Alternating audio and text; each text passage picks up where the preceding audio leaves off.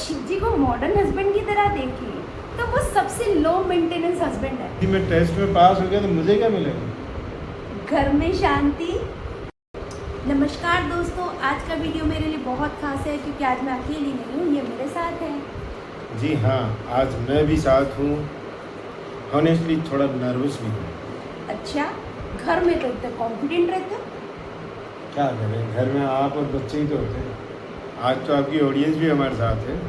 तो उससे क्या फर्क पड़ता है, ऑडियंस तो अपना परिवार ही है। लेकिन मुझे अभी तक ये समझ नहीं आया है कि मैं यहाँ गेस्ट हूँ या मेरा कोई टेस्ट हो रहा है। थोड़ा थोड़ा दोनों समझ लो। वाह भाई वाह। अच्छा चलो ये बताओ, यदि मैं टेस्ट में पास हो गया तो मुझे क्या मिलेगा? घर में शांति। क्या बात कर रहे हो?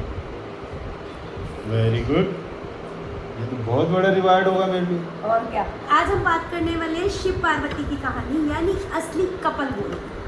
मतलब आज इनडायरेक्ट कंपैरिजन होने वाला है। मुझे समझ आ गया। ये एक ऐसी कहानी है जो हर हस्बैंड वाइफ रिलेशनशिप को बहुत कुछ सिखाती है।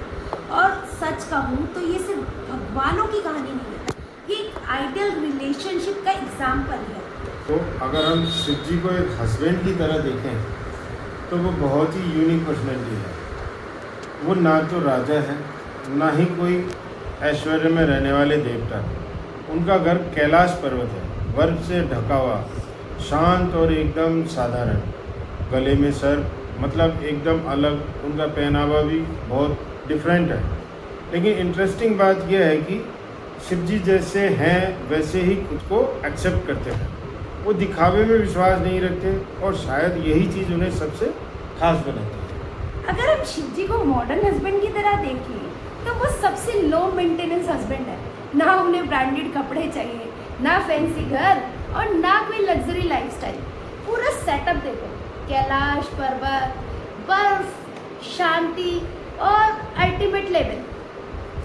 आज के टाइम में हम लोग क्या करते हैं, 2 BHK के घर में रहते हुए भी कंप्लेन करते हैं, और शिव जी हैप्पीली माउंटेन पे रह रहे हैं। और उनका ड्रेसिंग स्टाइल ऑनेस्टली बिल्कुल सिंपल। हमारे अलमारी भरी हुई है फिर भी कपड़ों की कमी है। शिव जी हमें सिखाते हैं असली ब्यूटी सिंपलिटी में है।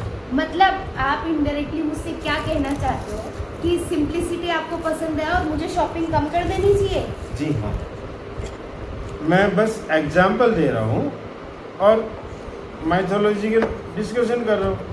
लेकिन एक बात सही है, शिव जी का नेचर जो है बहुत शांत और स्टेबल है, जो किसी भी रिलेशनशिप के लिए बहुत ही ज़रूरी है।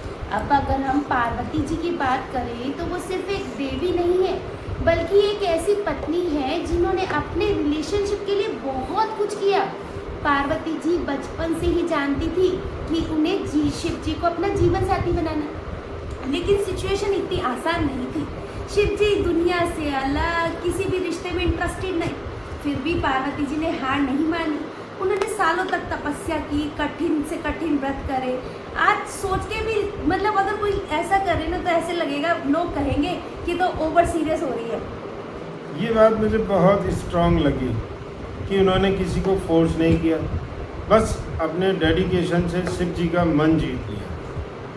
देखो कितना मुश्किल है कि किसी को पाने के लिए सालों तक तपस्या, मतलब सिर्फ डेडिकेशन। मतलब इमेजिन करो पार्वती जी की पेशेंस लेवल क्या रही होगी। सच में अगर आज कोई इतना कमिटमेंट दिखाए तो उसे सीरियसली अवार्ड मिलना चाहिए। और हाँ, एप्रिशिएशन जो आजकल थोड़ा कम मिलता है।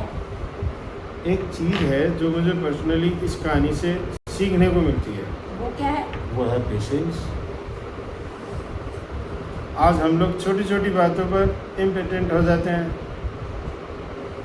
टाइम क्यों नहीं है, मेरा फ़ोन क्यों नहीं उठाया। एक पार्वती जी को देखो जिन्होंने कोई बिना कंप्लेंट करे ही उनके लिए इंतज़ार किया। हाँ, और सबसे ज़रूरी चीज़ है ट्रस्ट। किसी भी रिलेशनशिप में ट्रस्ट होना बहुत ही ज़रूरी है। शिव जी ने कभी पार्वती जी ने कभी शिव जी पर डाउट नहीं किया। मतलब अगर शॉर्ट में कहें तो स्ट्रॉन्ग रिलेशनशिप, पेशेंस, ट्रस्ट और थोड़ा अंडरस्टैंडिंग भी ज़रूरी है, जो कभी कभी हम भूल जाते हैं।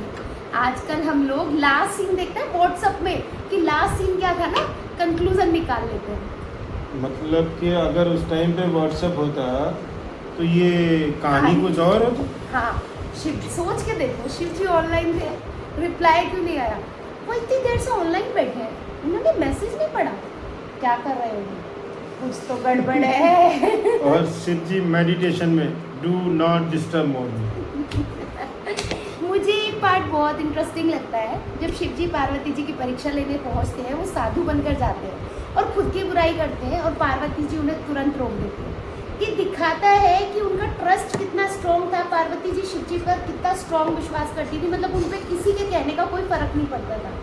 शायद यही वो मोमेंट था जब शिव जी को लगा yes this is the right choice.